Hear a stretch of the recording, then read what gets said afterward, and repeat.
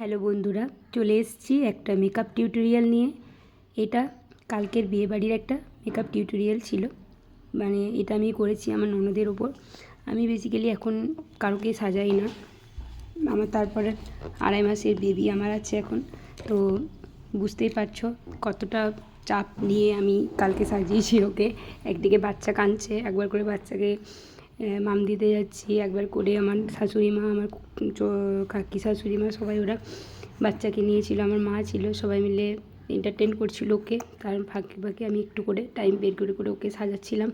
অনেকটা টাইম বেশি লেগেছে, যে টাইমটা আমার লাগে মানে মেকআপ করতে সেটার থেকে অনেক বেশি লেগেছে।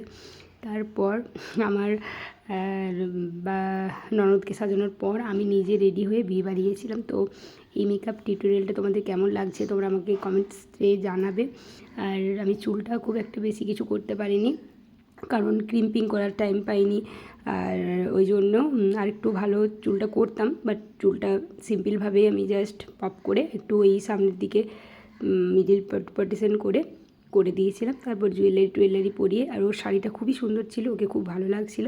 আর মেকআপটা আমি সিম্পল রাখারই চেষ্টা করেছিলাম। তোমরা জানাও তোমাদের কেমন লাগছে। আমার তো খুবই ভালো লাগছিলো। শাড়িটাও একটু মানে রিসেপশন স্টাইল করে শাড়িটা পরিয়েছিলাম, খুব তাড়াতাড়ির মধ্যে করেছিলাম। একদিকে বাচ্চার মানে কাঁদছিল, একদিকে টাইমটাও অনেকটা দেরি হয়ে গেছিলো। তো দেখো ফুল অ্যান্ড ফাইনাল লুক তোমাদের সাথে শেয়ার করছি। আর ও সুন্দর, ওর চোখগুলো খুবই সুন্দর, ওই জন্য আই মেকআপটা আরও সুন্দর লাগছে। হচ্ছে খুব আস্তে আস্তে আমি ভয়েসটা দিলাম।